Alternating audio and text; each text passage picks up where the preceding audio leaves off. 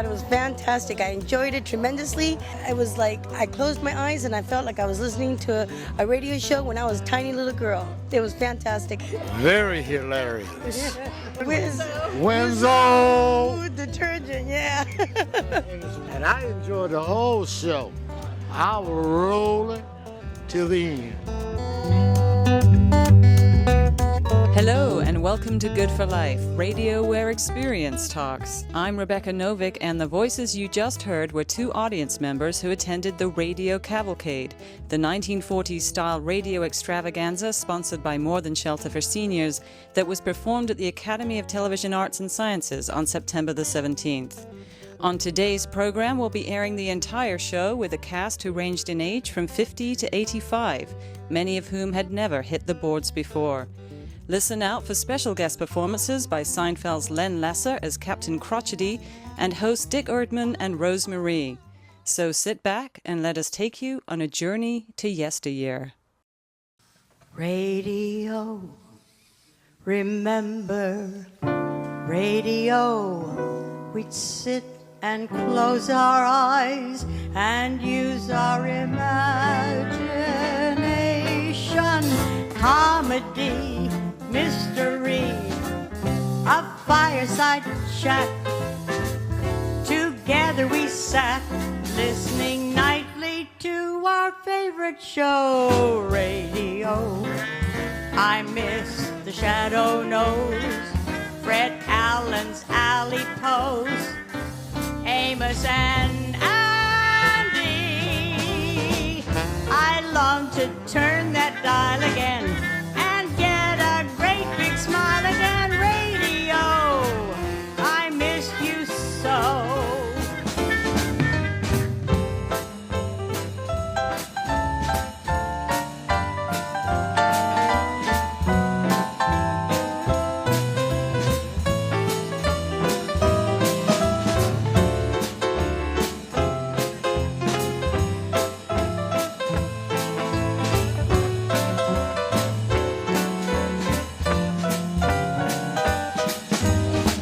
Your bows. I miss the shadow nose, Fred Allen's alley pose, Amos and Andy. I long to turn that dial again and get a great big smile again. Radio, I miss you so. Radio.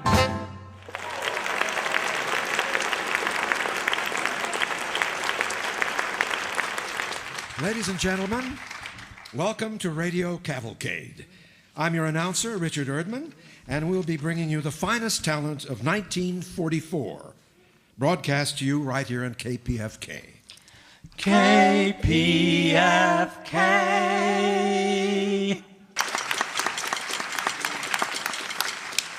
And now, ladies and gentlemen, the hostess with the mostest, Rose Marie. Rose Marie, Rose Marie, we're the lady we all love to see. Everyone loves you, Rose Marie, Rose Marie.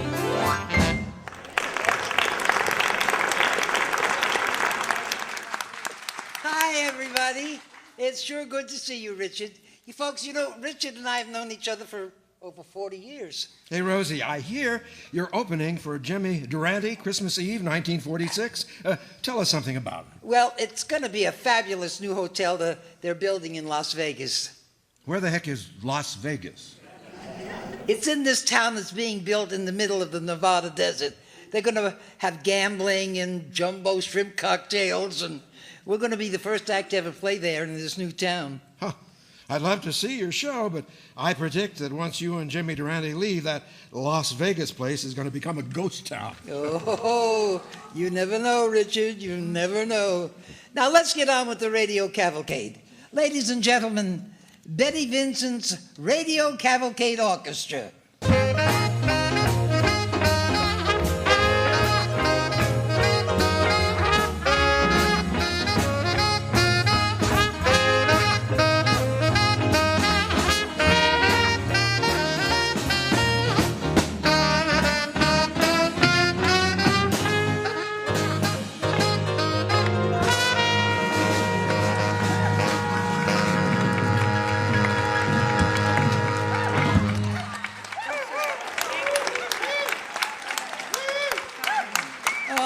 great, just great. We now take you to the steamy streets of Los Angeles, where something shady is always happening.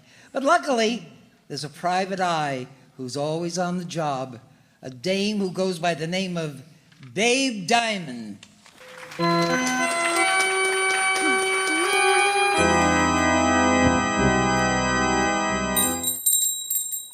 Welcome to Honey's Flower Emporium, Toots. I'm Honey. Can I get you something? This shop's new on the block, ain't it? Yeah, we just opened last week. Say, what's all that racket? We're just doing a few renovations to the basement. So what'll it be?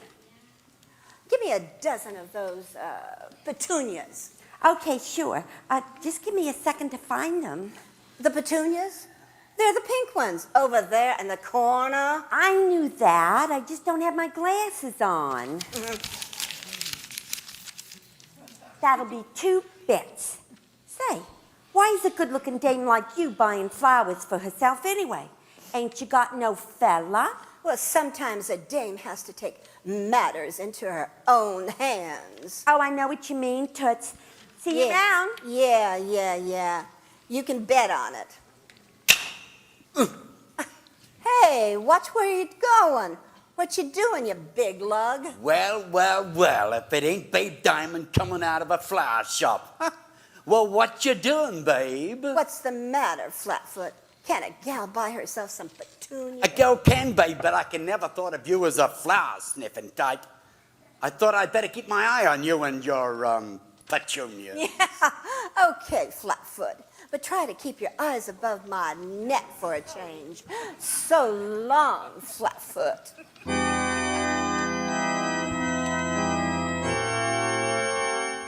That's right, folks. This is no normal dame buying herself petunias. This is Babe Diamond, private eye. Just like a diamond, she's beautiful to look at, but hard as nails.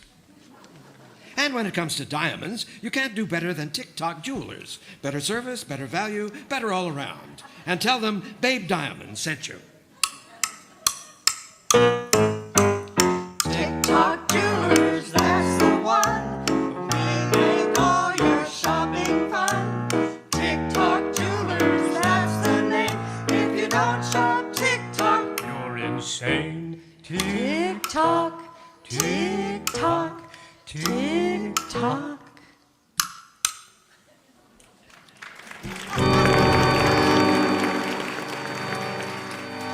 And now, back to Babe Diamond, private eye, in the case of the felonious flowers. Hey, Nails, knock it off a second. What's the matter, boss? Well, how many times have I told you? Stop at the pounding when you hear the doorbell go off. I can't hear it so good when I'm breaking rocks down here. You're not careful, we'll both be breaking rock upstate for 10 to 20 years. Who is in the shop anyway? Just some dame buying herself petunias. But we still gotta be careful. Okay, boss, okay. Something smells funny in this emporium, and it's not the flowers. But uptown, in a second-story walk-up, a single bare bulb illuminates a desk, barren except for a half bottle of bourbon and Babe Diamond's size 5 feet as she reclines in a rickety office chair. The wastebasket on the floor holds a dozen freshly wrapped petunias. Hey, don't bother knocking, Flatfoot. Oh, it pays me when I see you like that, babe. Why didn't you just call me, Mick? Sure thing, Flatfoot. I see you found a nice place for the, petunias. I got tired of them. Any crime in that? Oh, get off it, babe. You're no shrinking violet. What were you doing there in a flower shop anyway? I don't have to tell you nothing, copper. It's still a free country, ain't it? Nothing's free in my beat, babe.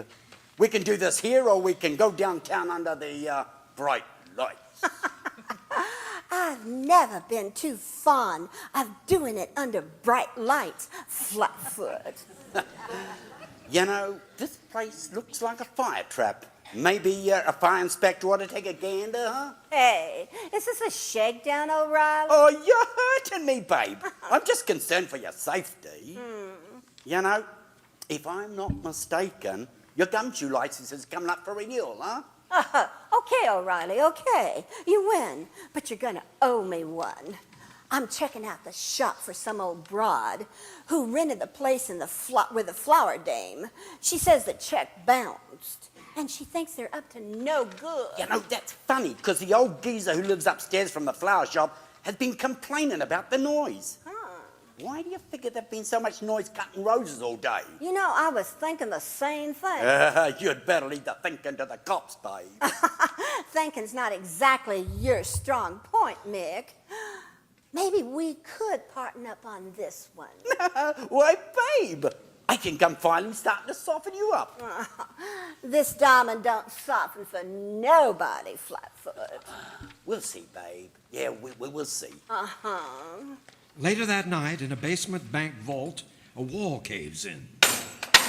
We done it, boss. We done it. Oh, give me the flashlight, Nails. Holy McGillicuddy. There must be $50,000 here. Hey, don't start spending it yet, sisters. The light switches on to reveal Babe Diamond and Detective Mick O'Reilly, guns drawn. Hey, you're the dame what bought the petunias. Yeah, they were the first flowers I ever bought that smelled fishy. Maybe you two phony flower peddlers should have realized that the sound of hammers coming from the basement just might have tipped somebody off that they're not just cutting day. I told you this was a bad idea, boss. All that work for nothing. It's not a total loss, ladies.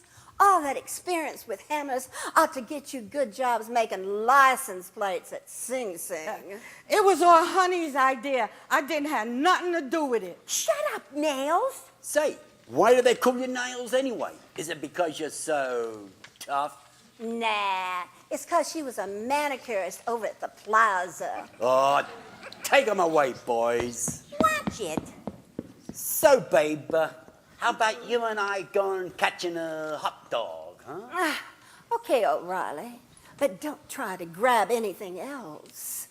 It's strictly business with you and me. We'll see, babe. Yeah, we'll see.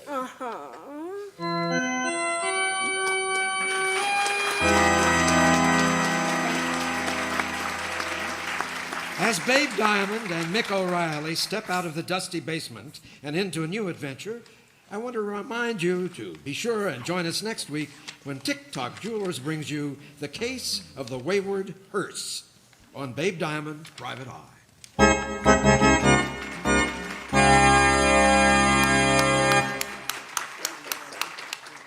It just goes to show you, crime doesn't pay. And neither does doing this hosting thing on Radio Cavalcade.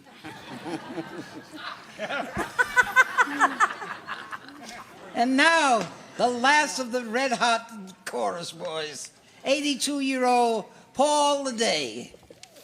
Hit it, Betty. Gotta dance, gotta dance, gotta dance, gotta dance. Broadway fever, it's got me. My mother had to raise her boy to be a dancer. That was her only mission. My father hoped I'd be an engineer or a financier. That's what he was wishing. So I'm afraid he didn't like to see me with my arms above me in the 5th position. Plie releve. But I'm a guy who's gotta dance. I know the reason why. Music puts me in a trance. I gotta dance or die. Mornings I waltz out of bed. I do an Irish reel or a Highland fling instead before each meal. When somebody beats a drum, I'm not the quiet kind. My control is overcome. I nearly lose my mind. Wanna swap my business clothes for my dancing pants. 'Cause anyone who knows me knows I'm a guy who just gotta dance, gotta dance.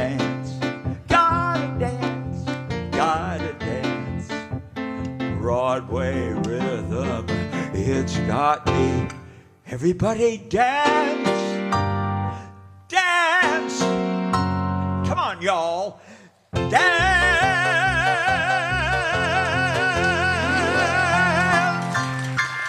Hey, thank you, folks. Thank you. And now, Rosemary and Richard Erdman as the Bickersons.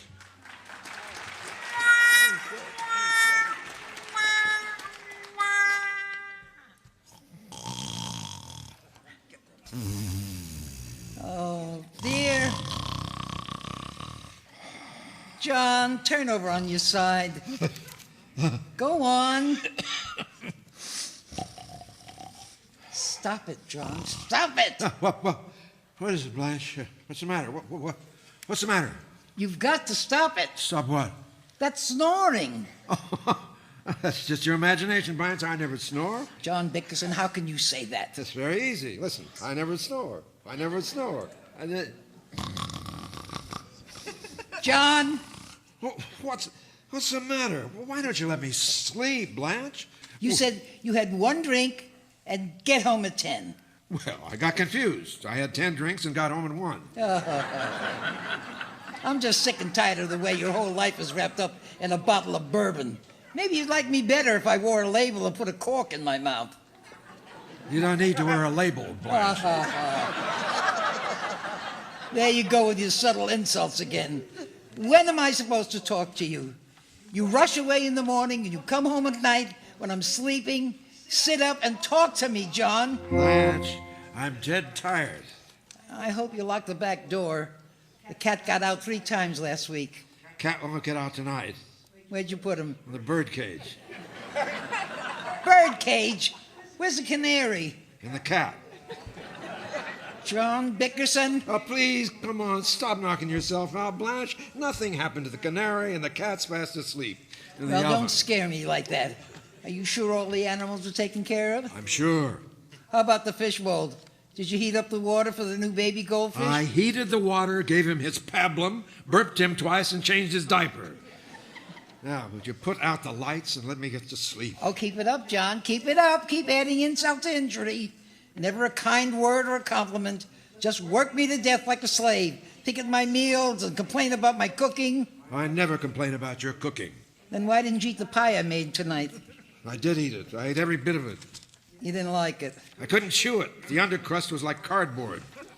The pie didn't have any undercrust, in case you're interested. I gave it to you on a paper plate. Well, the plate tasted better than the pie. Don't make pies anymore. I hate pies. I cook for you. I scrub for you. I saw for you. I sew for you. Do I get any thanks? Thanks. Thanks. That's all the thanks I get. No love, no affection. Oh, how I envy Louise Shaw. Her husband treats her more like a friend than a wife. Oh, settle down, will you, Blanche? Oh, I will. Would you think Louise ever made breakfast for Mel? She makes him go to work every morning without a morsel of food, just a kiss for breakfast. Would you be satisfied with that? Sure, send her over in the morning.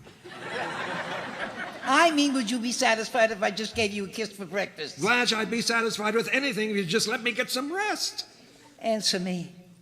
Do you want a kiss for breakfast? Yes.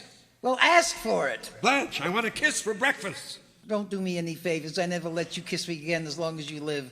Not until you apologize. Apologize for what? What have I done? It's what you haven't done. You haven't told me you love me for years, and I'm the only wife in the world for you. You're the only wife in the world for me. You're lying.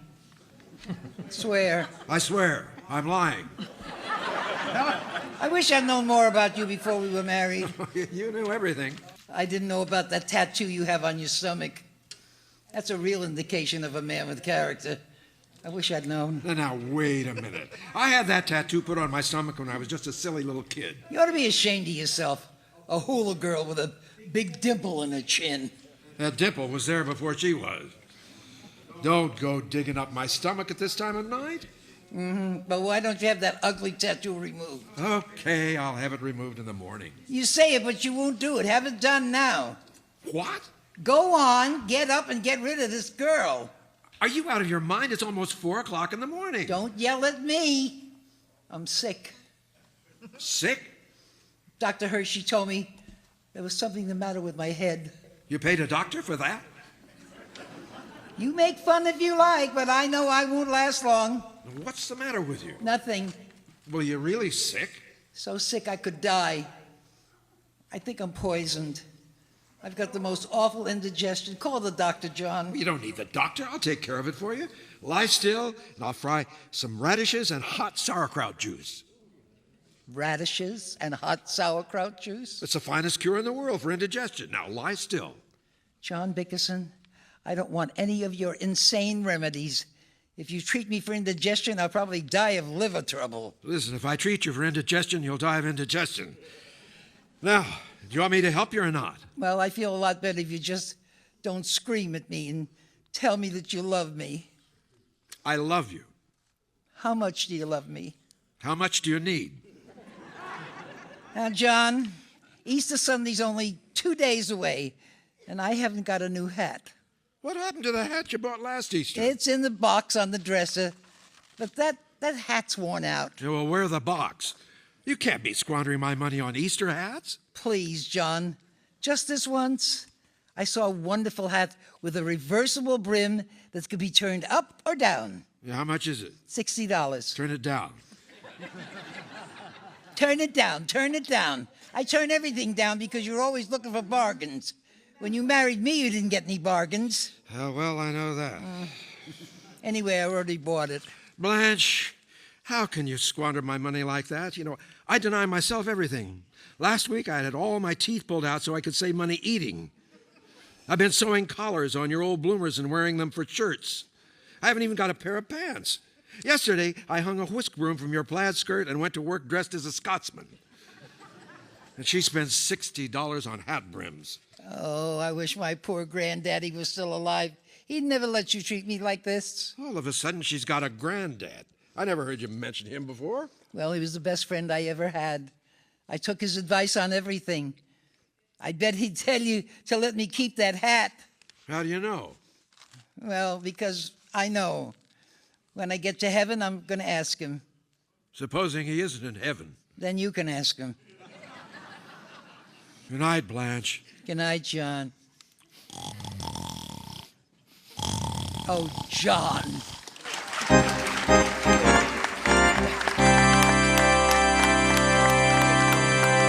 And now, girls, hold on to your seats, because joining the band for a number that'll make you swoon, Mr. Harold Marcogenis singing Summer Wind.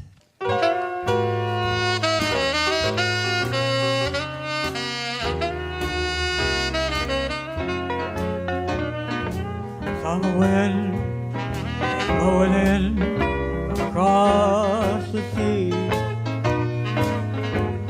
It lingered there to touch your hair and walk with me. All summer long we sang a song, and then we strolled the golden sand to Sweetheart Land, the summer wind. Days and nights like flying kites went flying by. The world was new beneath the blue umbrella sky, and softer than a piper man, one day it called to you. I lost you, I lost you to the summer wind. Lonely nights go on and on. Yes, you sigh a lullaby, a bird that goes with all I can. Yes, who sigh a lullaby of nights that never end. My fickle friend, summer wind.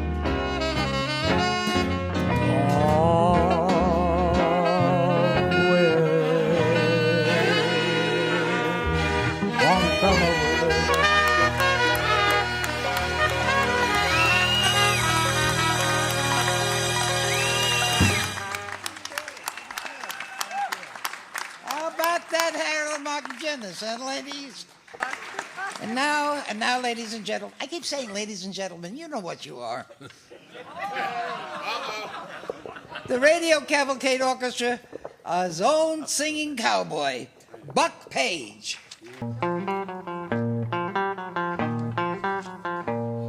See them tumbling down,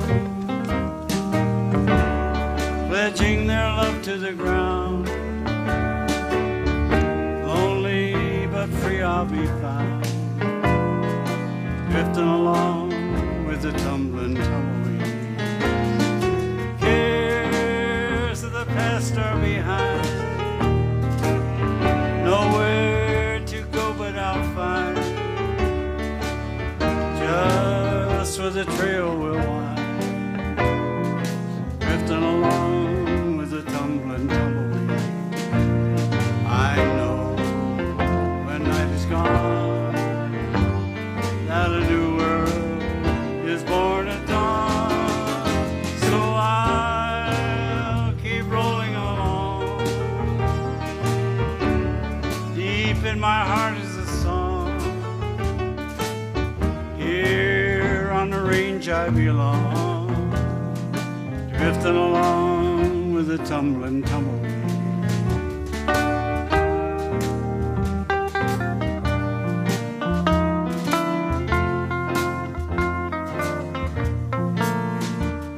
I know when night is gone that a new world is born at dawn, so I'll keep rolling along.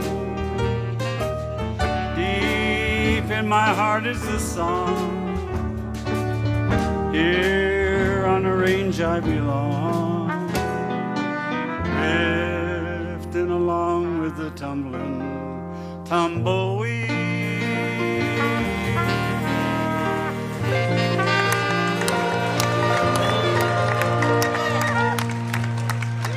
You're listening to Good for Life on KPFK 19.7 Los Angeles, 98.7 Santa Barbara, and streaming live at kpfk.org. And now that Buck's got us all feeling like we're sitting around the campfire, we take you to Tumbleweed's Sun City.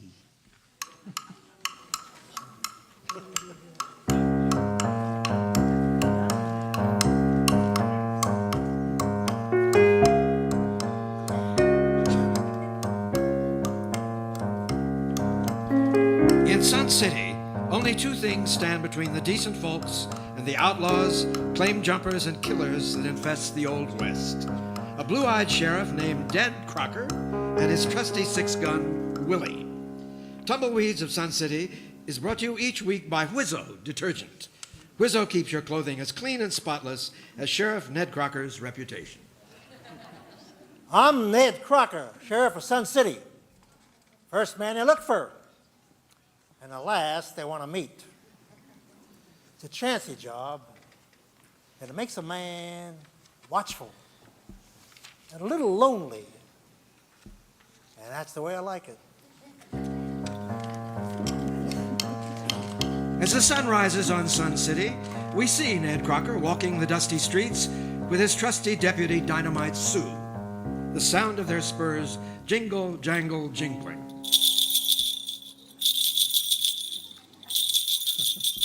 You got to get them spurs fixed, Sheriff. Oh, I kind of like them. Sue makes every day seem like a holiday in Vermont. Well, the town's nice and quiet this morning, Sheriff. Just the way I like it, Sue. Just the way I like it. I guess I spoke too soon. Looks like one of them snake oil peddlers from out east has got a crowd gathered. Let's go see. Howdy, folks. Name's Doc Atkins, and I just happen to have with me the elixir that'll cure just about any ailment you're likely to have. You say you got consumption, gas, neuritis, neuralgia, root feet, rickets, your chickens ain't laying, your cows run dry, and your horse won't pull. Something like that. Then you need Dot Atkins oil of flounder.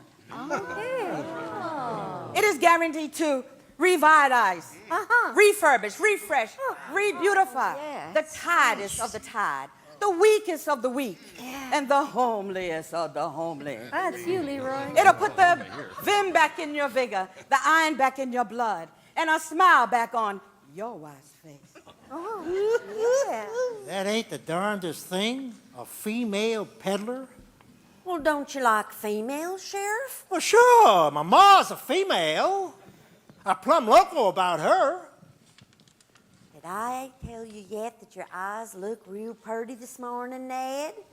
Well,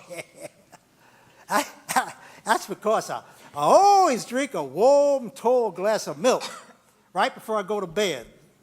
Makes me sleep like a baby. You ever think about having babies, Sheriff? Well, sure, Sue. One time I saw a horse having twins. Looked real painful. Why'd you ask? Oh, no reason, just passing the time. I say, you want to grab some grub at the Rosewood Saloon? You sure you just don't want to go there to see that saloon gal Ruby, Sheriff? Well, like I told you before, Sue, I'm only interested in getting some of her biscuits.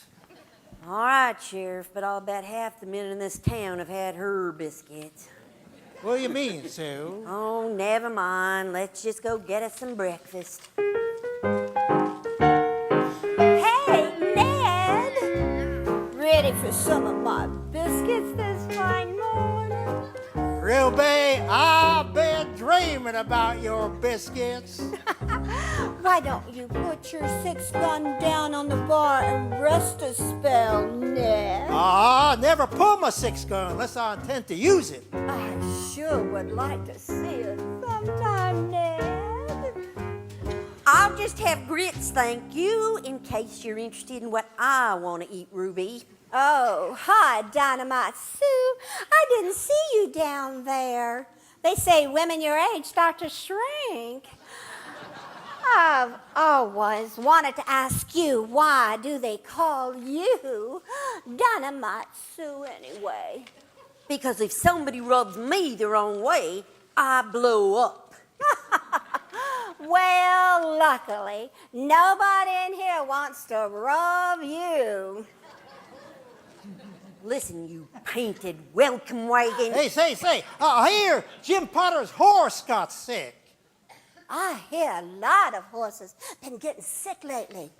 A lot of folks, too. Really? Why do you think that is, Ruby? Well, old Doc Welby says they show signs of poisoning. For the folks and the livestock. Maybe they ate some of your biscuits. Listen here, you little termite. I'm just gonna... Now, ladies. Let's not get our corsets in an uproar.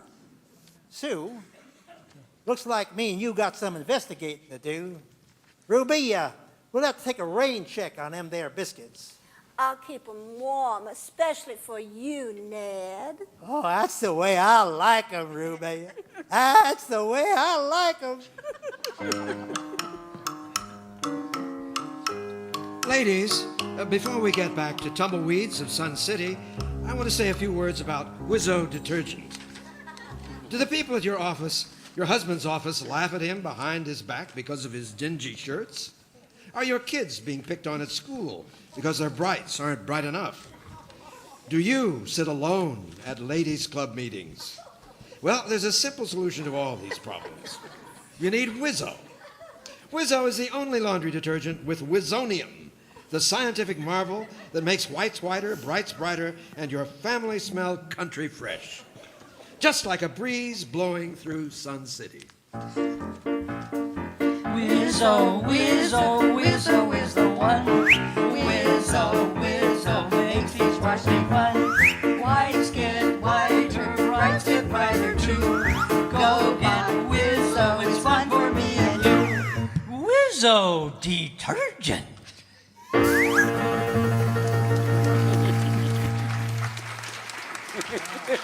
And now, back to Tumbleweeds of Sun City.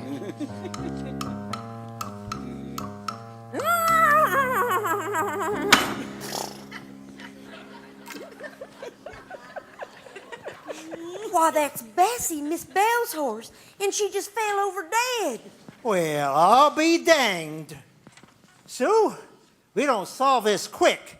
Ain't going to be a horse nor a rider left standing between here and Tombstone.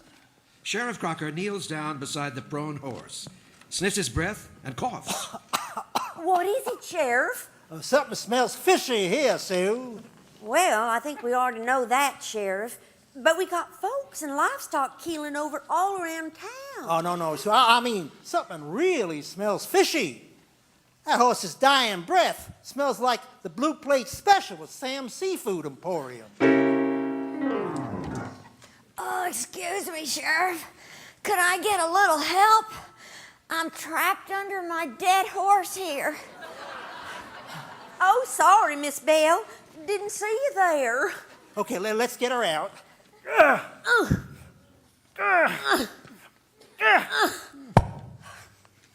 Oh, thanks, Sheriff. Dang, I'm gonna miss old Bess. She was a good horse. Miss Bell, has old Bess been eating anything unusual? Not really. You know, I take pretty darn good care of her. I even bought her some of that Doc Atkins oil of flounder for her droopsy. Oil of flounder, huh? That's right, Sheriff. Oil of flounder. Miss Billy, where was this Doc Atkins last you seen her? Over yonder. Sue, maybe you and me ought to have ourselves a little talk with this Doc Atkins. Sheriff Crocker and Dynamite Sue walk over yonder, where Doc Atkins is mesmerizing yet another crowd with her fancy talk. Here, come here, kid. Take a swig of this. It'll clear up those pimples and grow hair on your chest. It's the pride of the West. It outcures the rest. Oh. Yes, it's clearly the best. Oh, yes. It's what gave the potency to potentate of Patagonia. Yeah. Cured the neuritis of the nabob of the nabu. Oh. Soothed the shingles of the Shahzad. Yeah. And cured Jim Henson's cat. As Doc Atkins hands the bottle of elixir to the young boy, a shot rings out. Oh, why'd you shoot my bottle, Sheriff? That stuff's expensive. Expensive and deadly, Atkins. Sheriff Ned Crocker takes a bottle of Dr. Atkins' elixir and passes it to Sue. This smell familiar, Sue? Phew! That smells just like old Bessie's dying breath. That's just what I thought. Why would you do it, Atkins? I don't know what you're talking about, Sheriff. Oh, you know, Sue, the doctor's suddenly looking a little pale. I think I'll give her a couple of swigs of this here elixir. No. Talk, Atkins! No, old Sheriff, I'll talk. Just don't make me drink that stuff. It's poison. Keep talking! I heard tell that the railroad's coming through here. I figured if I killed everyone in town, I'd own all the land, and those railroad tycoons would have to buy from me. Well, I'll be hornswoggled. The only land you'll be owning is up our boot hill, Atkins. Get her up, boys. Think it's time for a little necktie party. Oh, yes. As the crowd takes the villain away for their own brand of frontier justice, Sheriff Crocker and Dynamite Sue stroll through the once again peaceful town. It's nice and quiet again, Sheriff. Just the gentle breeze blowing, the sound of an angry mob hanging Doc Atkins. Yes, the way I like it, Sue. Just the way I like it. You want to go to Sam's Seafood Emporium and have some lunch? Yeah, I think it'll be a while before I eat seafood again, Sue. As Ned Crocker and Dynamite Sue walk through the dusty streets, Ned gets a faraway look on his face. Kind of makes you think, don't it, Sue? Makes you think what, Sheriff? About having babies? Oh, no. Makes me think that the only thing worse than a snake oil peddler is a fish oil peddler.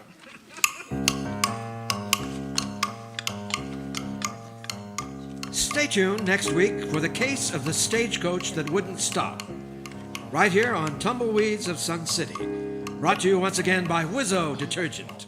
Wizzo keeps your clothing as clean and spotless as Sherrod Ned Crocker's reputation.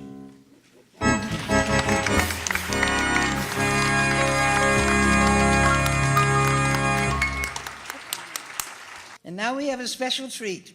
One of our own Rayettes, Frida Kinley, all the way from Lebanon, Ohio. Take it away, Frida.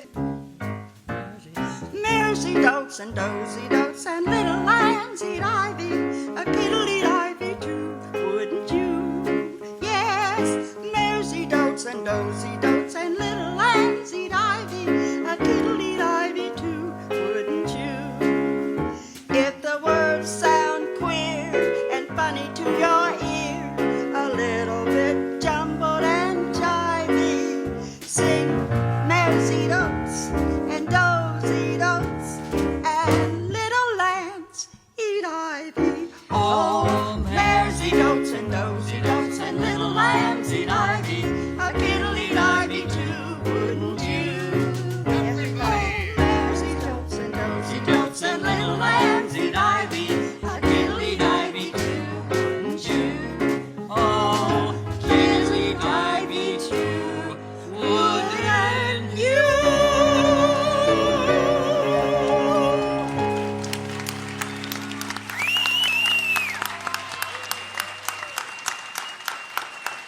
You know, folks, when the world is in danger, when everything is falling apart, when it seems like all hope is lost, there is one man that people can count on.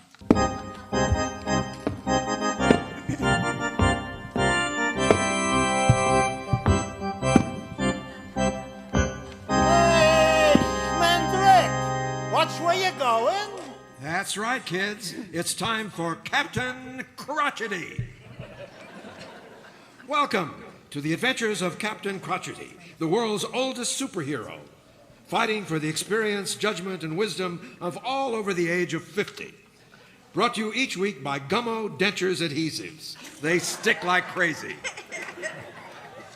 But now, here's a special tip for all you kids who've not already joined Captain Crotchety's Crime Patrol. When you join, you'll be helping Charlene Ward and our good friend, Captain Crotchety, in thrilling mysteries. When you send in 3 empty canisters of Gummo Denture Adhesive, you get a genuine replica of Captain Crotchety's Cane of Vengeance. And besides that, a burnished bronze Captain Crotchety Crime Fighter's whistle. Oh, and kids, don't forget to add 7 cents for postage. And now, to Captain Crotchety. In the east end of the sparsely populated San Fernando Valley, on the outskirts of the vast and sumptuous O'Mara estate, Captain Crotchety and his trusty ward, Charlene Ward, have just come upon an unconscious woman lying in an orchard. Charlene gently pats the woman's face to awaken her. Ay, ay, ay! Why are you hitting me? And why is the old man wearing a cape? First, tell us why you are lying here in the orchard unconscious. I was ambushed. Who was in the bush? No. I said I was ambushed. Hey, you're a good-looking kid. Who are you? My name is Evita O'Mara. Evita O'Mara?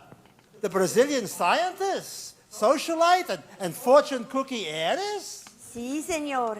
My friends call me Wonton. So you're Wonton O'Mara.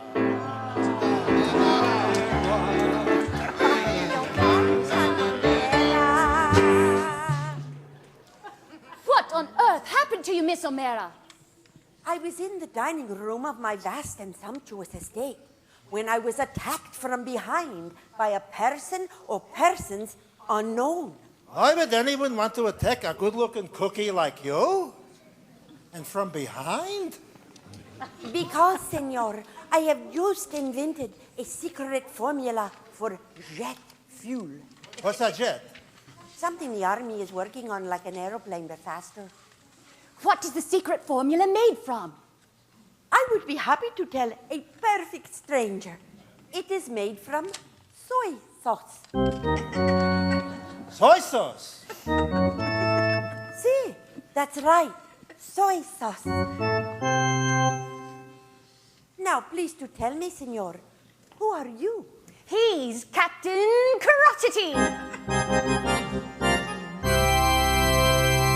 I'm Captain Crotchety. I already said that. Now, I fight for experience, judgment, and wisdom, and the rights of those over the age of 50. The kid is my ward, Charlene Ward. Senor Crotchety, it is fortunate that you have come along today, my 50th birthday, for it appears that my secret jet fuel formula has been stolen. Perhaps you could be of assistance? What's the last thing that you remember? I was having a small birthday party, celebration with my assistant, a beautiful but mysterious woman named Magda.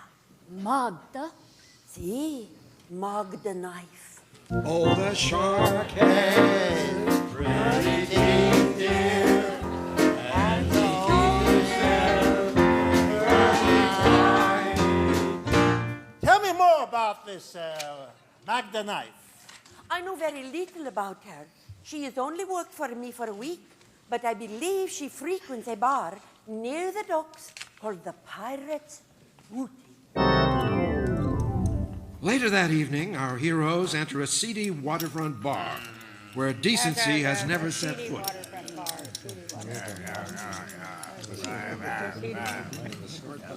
What'll it be, Toots? Bartender, which one is Magda Knife? She's that mysterious blonde over in the corner. Aren't you a little old to be a bartender? Aren't you a little old to be wearing a cape? Ignoring the bartender's inquiry, Captain Crotchety and Charlene approach a beautiful but mysterious woman sitting alone in the corner. Are you Magda? I will tell you if you buy me a drink. Bartender. What'll it be, honey?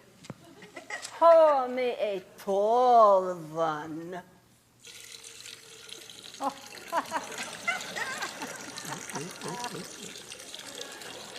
That is tall.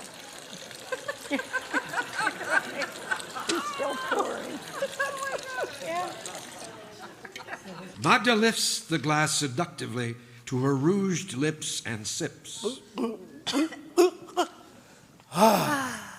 Yes, I am Magda Knife. What would you say if I said to you, 1 ton of mirror? That's right, 1 ton of mirror. I would say 1 ton of mirror.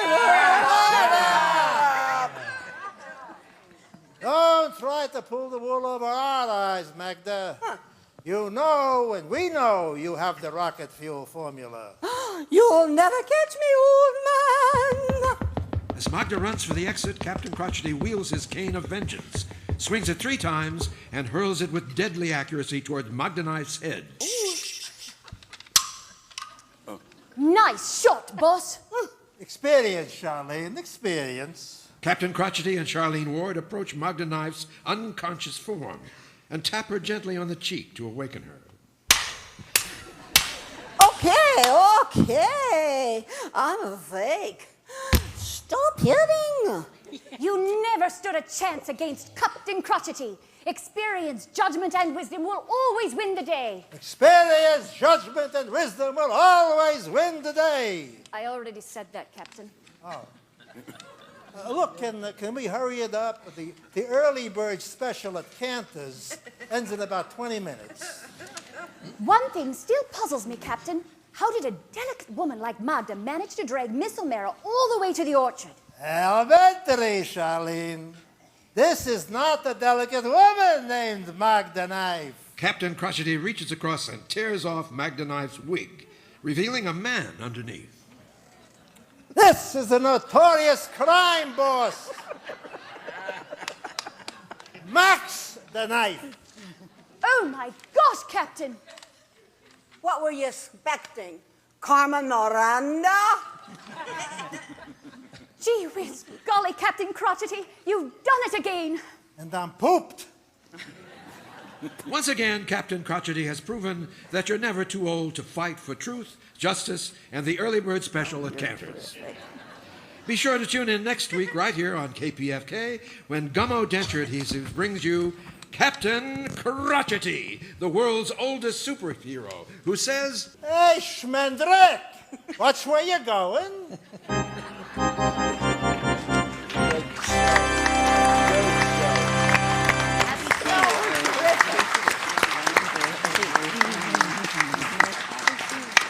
Well, folks, we've almost reached the end of our show. So let's hear it for our announcer who did one spectacular job, Mr. Richard Erdman.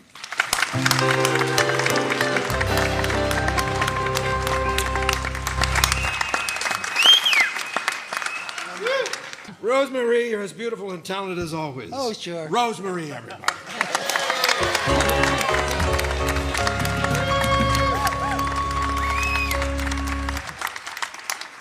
And let's give a big round of applause for Len Lesser and our Cavalcade stars.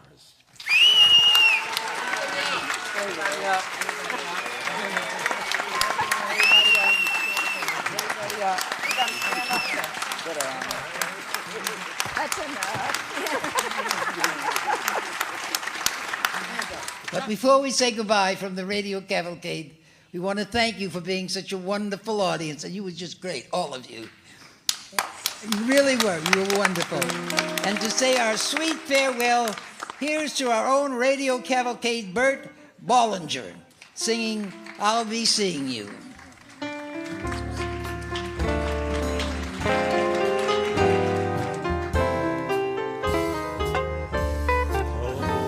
I'll be seeing you in all the old familiar places that this heart of mine embraces all day through.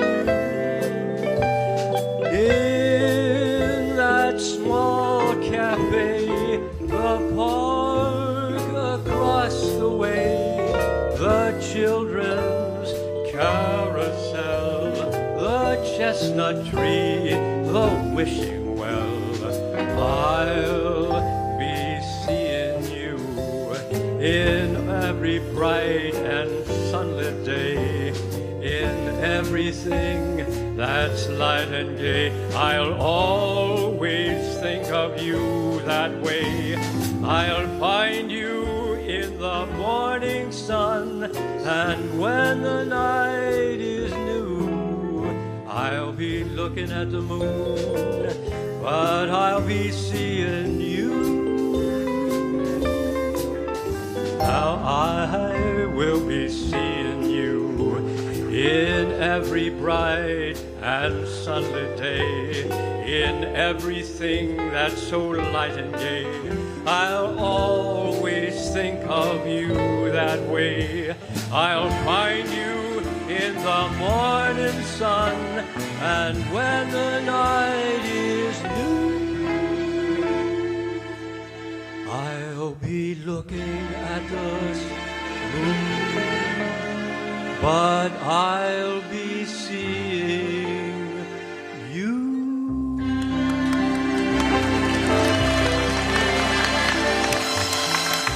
I'll be seeing you.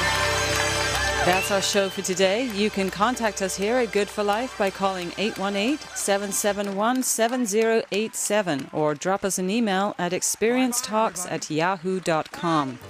Join us next week when we'll be talking with the founder of the sports company Patagonia, Yvon Chouinard, about his long-awaited memoir, Let My People Go Surfing, The Education of a Reluctant Businessman, and Jane Glenn Haas, the founder of Women's Sage, a nonprofit support group for women in midlife. Plus, a Bobby Zeno's The Artful Life with blues and gospel performer Linda Hopkins. I'm Rebecca Novick, and on behalf of the Good for Life team, Darby Maloney, Bobby Zeno, and Tim Carpenter, remember, age is a state of mind.